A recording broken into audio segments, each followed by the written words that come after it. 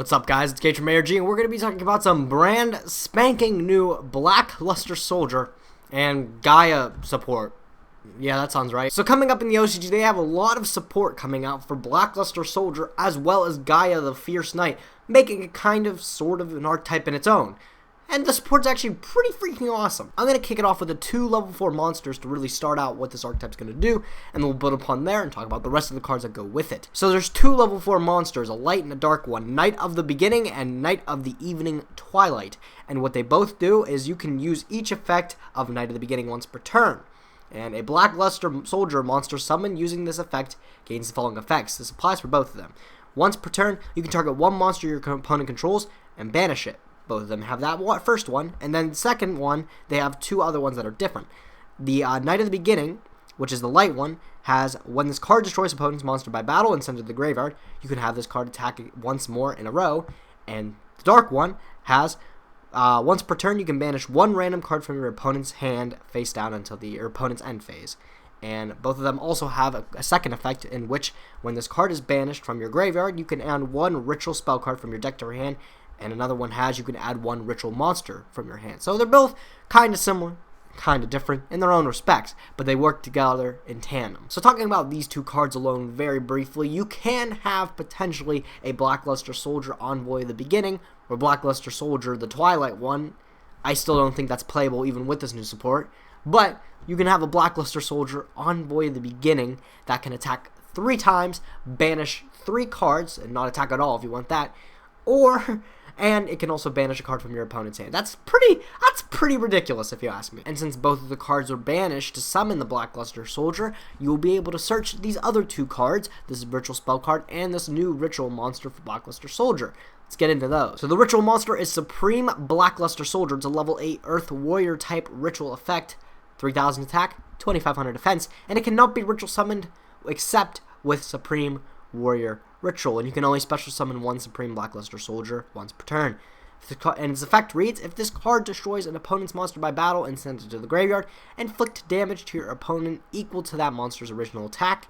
And its second effect reads, if this card is destroyed by battle or by an opponent's card effect and sent to the graveyard, you can special summon 1 Gaia the Fierce Knight monster from your hand, deck, or graveyard. And the ritual spell card to bring it out is this Supreme Warrior Ritual, and you can tribute monsters from your hand or field whose combined levels equal 8, then ritual summon 1 Blackluster Soldier ritual monster from your hand. So it could be the regular Blackluster Soldier or the Supreme Blackluster Soldier. Even though that's not really a decision, why would you play the regular Blackluster Soldier?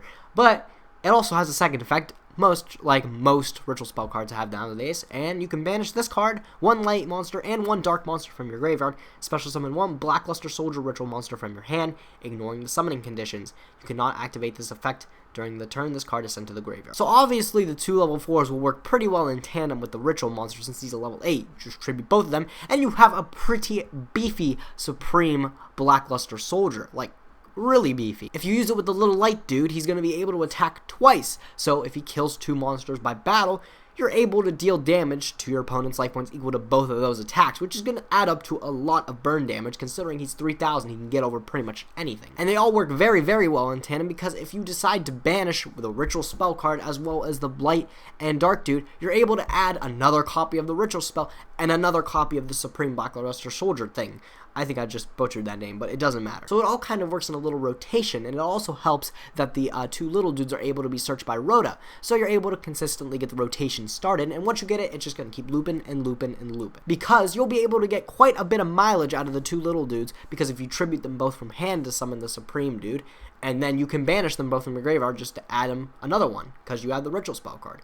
It all works pretty nice. And I guess the way to kind of wrap it up was this Galloping Gaia the Fierce Knight, which is a level 7 light warrior effect type monster, 2300 attack, 2900 defense, and you can only use the 3rd effect of this card once per turn.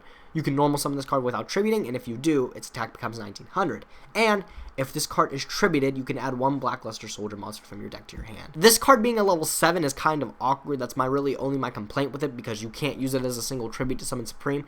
But if you do tribute it with the ritual spell card, you're able to add any Blackluster Soldier monster from your deck to your hand. It could be the Twilight dude, the one that nobody plays, or Envoy of the Beginning, which is probably the one you're going to be adding. Like I said, level 7 is kind of an awkward level, but hey, I can't really say too much. If you're able to tribute it, or if you're going to use it, you're able to add Envoy at the beginning, which is pretty freaking ridiculous. I really wish Twilight was still playable, and it really could have been if the Ritual Spell card was able to special summon any Black Luster Soldier monster from your hand, ignoring the summon conditions, not just limited to Ritual monsters, because you're really only limited to Supreme Black Luster Soldier, but hey, whatever. I think the support's really neat. And also, just let me say, the artwork on all of them is actually really freaking awesome, especially the level 4 dudes. I love it. ARG stands for a recommended gynecologist. I think that's what girls talk about these days. And it also conveniently stands for Alter Reality Games. If you guys want to buy or sell product, if you want to attend high-level events, and if you want to read articles from the toppest of top players, AlterRealityGames.com is your place to go check out. Be sure to like our Facebook fan page and subscribe to our Twitch stream if you haven't already. But as always, I thank you guys for watching.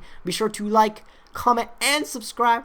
And I will catch you guys next time. Gage from ARG, signing out. Achoo!